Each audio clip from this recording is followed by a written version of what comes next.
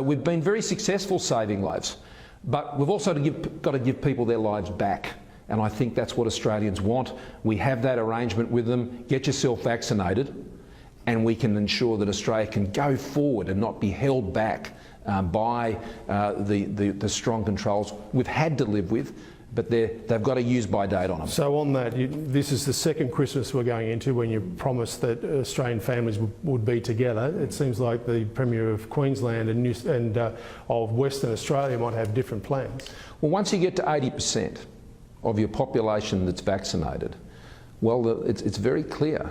I can't see any reason why Australians should be kept from each other. And so that puts a heavy responsibility on those who would seek to prevent that from happening. Federal government can do what it can do. We've been getting people vaccinated. You know, by the middle of next month and perhaps earlier, we will have ensured there is enough vaccines that everybody who wanted to have it can have it. Now, it'll still keep rising over October and November. But you know, you get to that point.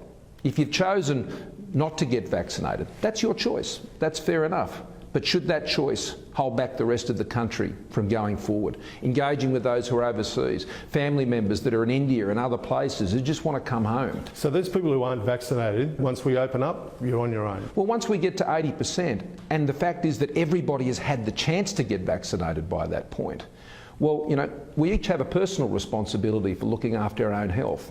And so it's important that we do move forward. We can't stay in second gear.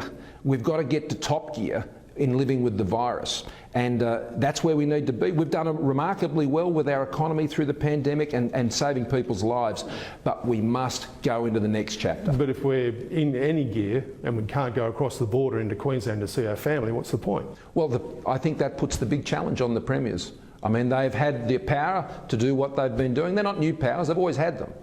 But there comes a time when you've got to honour the arrangement you've made with the Australian people, and that is once you get to 80% vaccination, it's very clear, then you can start opening up. It means it's not carte blanche. Of course there are sensible, common sense things we'll still need to do to live with the virus, just like people are here.